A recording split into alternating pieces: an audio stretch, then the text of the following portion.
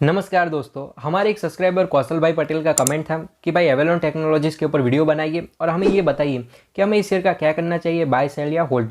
तो दोस्तों आज के इस वीडियो के अंदर हम लोग डिटेल में एनालिसिस करने वाले हैं एवेलॉन टेक्नोलॉजीज लिमिटेड के शेयर का, जिससे कि आपके सारे के सारे कन्फ्यूजन्स दूर हो जाएंगे और आप लोग अपनी पोजीशन को लेकर एक बेहतरीन डिसीजन ले पाओगे कि भाई आपको शॉर्ट टर्म के अंदर और लॉन्ग टर्म के लिए क्या करना चाहिए। और अगर आपको किसी भी शेयर से रिलेटेड कोई भी डाउट है, आपके पोर्टफोलियो के अंदर कोई भी शेयर्स पड़े हुए हैं और अगर आप लोग उसके ऊपर एक डिटेल्ड एनालिसिस का वीडियो चाहते हो जिसके चलते आप लोग एक नया डिसीजन ले पाओ कि भाई आपको आपकी पोजीशन को होल्ड करना है या तो फिर आपको सेल करना है, तो आप लोग मुझे कमेंट सेक्शन के अंदर बेझिझक बता सकते हो आपको किस कंपनी के ऊपर वीडियो चाहिए। आप लोग बस उसका नाम और आपने किस क्वांटिटी कितने प्राइस पर खरीदी थी आप ये सब मुझे बता देना, तो मैं आपकी पोजीशन को लेकर आपको एक डिटेल्ड एनालिसिस का वीडियो बनाकर दे दूंगा। तो चलिए दोस्तों आज के शुरू करते हैं आज के इस वीडियो को। अगर हम लोग बात करें यहाँ पर एवेलॉन टेक्नोलॉजीज लिमिटेड की, तो ये लोग जो है वो यहाँ पर इलेक्ट्रॉनिक इक्विपमेंट्स के सेक्टर में से आते हैं। वहीं अगर हम लोग बात करें कंपनी के मार्केट कैप की, तो 3295 करोड़ के मार्केट कैप के साथ में ये एक स्मॉल कैप कंपनी है। फिलहाल स्टॉक का प्राइस 511 रुपीज़ के आसपास में चल रहा है। वहीं इन लोगों का जो आईपीओ था वो रिसेंटली यहाँ पर आया था अप्रैल महीने के अंदर, तो हमें यहाँ पर ज़्यादा सालों की रिटर्न का डेटा नहीं है। अगर हम लोग की मैट्रिक्स के जरिए कंपनी की वैल्यूएशन को समझने की कोशिश करें तो इन लोगों का पी रेशियो 62 का है, वही जो सेक्टर का पी रेशियो है वो 27 का है। तो सेक्टर के हिसाब से कंपनी काफ़ी ज़्यादा ओवर वैल्यूड है। और ओवरऑल हम लोग देखने जाए तो भाई एक स्मॉल कैप कंपनी के हिसाब से इन लोगों का जो पी रेशियो है वो काफ़ी ज़्यादा हाई है, तो कंपनी हमें काफ़ी ज़्यादा ओवर वैल्यूड देखने को मिल रही है, जो कि हमारे लिए एक नोटिस करने वाला पॉइंट यहाँ पर हो जाता है। अगर हम लोग बात करें कंपनी के फाइनेंशियल ट्रेंड की, तो ईयर ऑन ईयर रेवेन्यू के अंदर काफ़ी अच्छी ग्रोथ है, लेकिन जो प्रॉफिट ग्रोथ है वो मुझे कुछ इतनी खास नहीं लगी, बिकॉज पिछले 2020 से लेकर 2022 तक तो कंपनी की प्रॉफिट ग्रोथ काफ़ी सही थी और 2022 के अंदर कंपनी ने यहाँ पर 63 करोड़ का प्रॉफिट भी बुक करा था। लेकिन यहाँ पर प्रॉब्लम कम खड़ा हो गया कि भाई 2022 से कंपेरेटिवली 2023 के अंदर इन लोगों का प्रॉफिट यहाँ पर कम हो चुका है, तो हमारे लिए नोटिस करने वाला पॉइंट यहाँ पर हो जाता है, बिकॉज जो इन लोगों की प्रॉफिट ग्रोथ है उतनी ज़्यादा कंसिस्टेंट नहीं है और प्लस कंपनी का पी रेशियो भी ज़्यादा है। और दोस्तों मुझे थोड़े बहुत इशू जो है वो कंपनी की शेयर होल्डिंग पैटर्न के अंदर में नजर आए, तो मैं आपको वो भी समझाता हूँ। तो इस आईपीओ के अंदर जब एफआईआईज ने अपनी होल्डिंग बनाई तो उन लोगों ने 10.64% का स्टेक खरीदा। उसके बाद में अप्रैल से लेकर जून के अंदर इन लोगों की होल्डिंग के अंदर काफ़ी बड़ा चेंज है। जून के अंदर इन लोगों की जो होल्डिंग है एफआईआईज की होल्डिंग जो है वो बढ़कर 12.47% की हो गई और फिर जून से लेकर सितंबर के बीच के अंदर भी काफ़ी बड़ा चेंज है। अचानक से उनकी होल्डिंग जो है वो घटकर यहाँ पर 9.24% की हो गई है। तो आज की तारीख के हिसाब से देखने जाए तो सबसे बड़ा प्रॉब्लमेटिक चीज़ यही है कि भाई एफआईआईज जो है उन्होंने रिसेंटली होल्डिंग बनाई और फिर अपनी होल्डिंग को बढ़ाया भी सही, और फिर जब स्टॉक का प्राइस काफ़ी ज़्यादा ऊपर चला गया, 600 रुपीज़ के आसपास में चला गया, जब स्टॉक ने अपना ऑल टाइम हाई बनाया, तभी एफआईआईज जो है वो बड़ी समझदारी के साथ में अपना स्टेक बेचकर निकल गए। तो हमारे लिए ये भी एक नोटिस करने वाला पॉइंट यहाँ पर हो जाता है। वहीं अगर मैं बात करूँ प्रमोटर होल्डिंग की, तो आईपीओ से पहले कंपनी के प्रमोटर की होल्डिंग जो है वो 70% के आसपास में थी, जो कि इस आईपीओ के बाद में घटकर यहाँ पर 51.24% की हो गई। और आईपीओ जो रिसेंटली आया है और उसके बावजूद भी सितंबर के अंदर काफ़ी बड़ा चेंज देखने को मिला कि भाई जून के अंदर भी 51.24% की होल्डिंग थी, लेकिन वो घटकर यहाँ पर सितंबर के अंदर 51.09% की हो गई। तो भले थोड़ी सी है, लेकिन जो प्रमोटर है कंपनी के उन्होंने अपनी होल्डिंग को कम किया है, तो हमारे लिए ये भी एक नोटिस करने वाला पॉइंट यहाँ पर हो जाता है।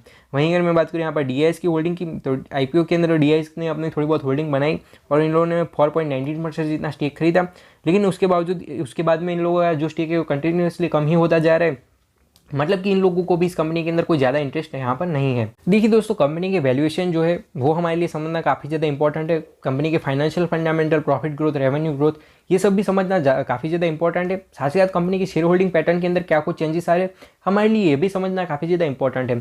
क्योंकि दोस्तों जब हम लोग कंपनी के शेयर होल्डिंग पैटर्न को समझते हैं तभी हम लोग ये समझ पाते हैं कि जो बड़े लोग हैं, जो लोग इस कंपनी को काफ़ी ज़्यादा नज़दीक से जानते हैं, वो लोग इस कंपनी को लेकर क्या कुछ कर रहे हैं।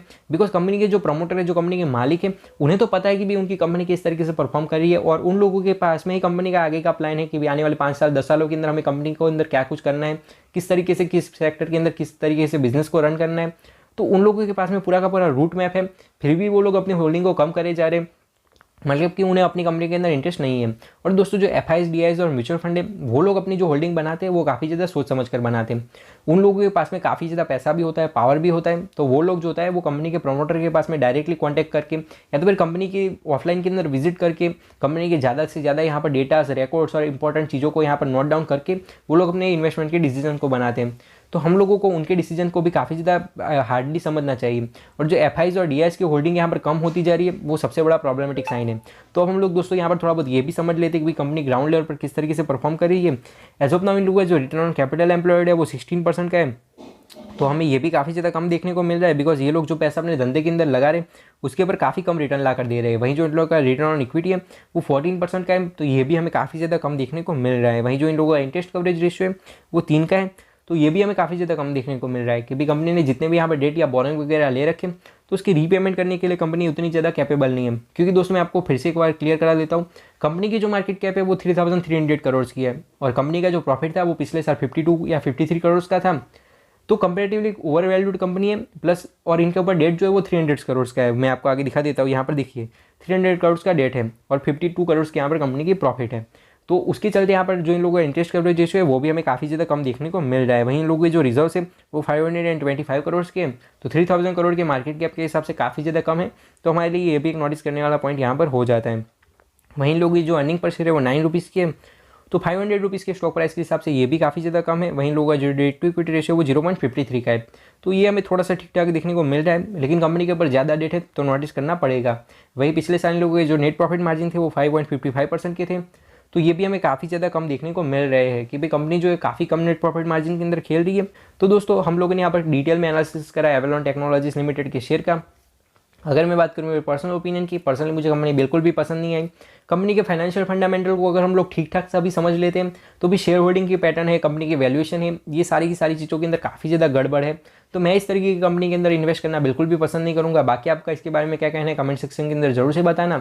अब बात करी जाए कि भाई अगर हमने इस शेयर को ऑलरेडी खरीद के रखा है तो क्या करें। अगर आप लोग अगर आपकी पोजीशन जो है प्रॉफिट के अंदर है तो आप लोग एग्जिट के बारे में सोच सकते हो। और अगर आप लोगों का इस कंपनी को लेकर लॉन्ग टर्म का विजन है, अगर आपने इसके बिजनेस को थोड़ा बहुत और डिटेल से समझने की कोशिश करिए और आपको ऐसा लगता है कि भाई लॉन्ग टर्म के अंदर एक बहुत ही बड़ा मल्टीबैगर स्टॉक साबित हो सकते हैं और आपको अच्छे रिटर्न्स देखने को मिल सकते हैं, तो आप अपनी पोजीशन को होल्ड भी कर सकते हो।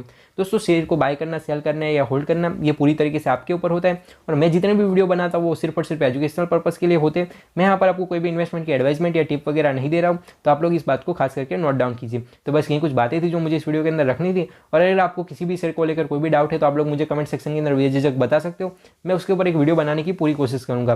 तो मिलते हैं दोस्तों ऐसे वीडियोज़ के साथ, तब तक के लिए बाय बाय, जय हिंद, वंदे मातरम।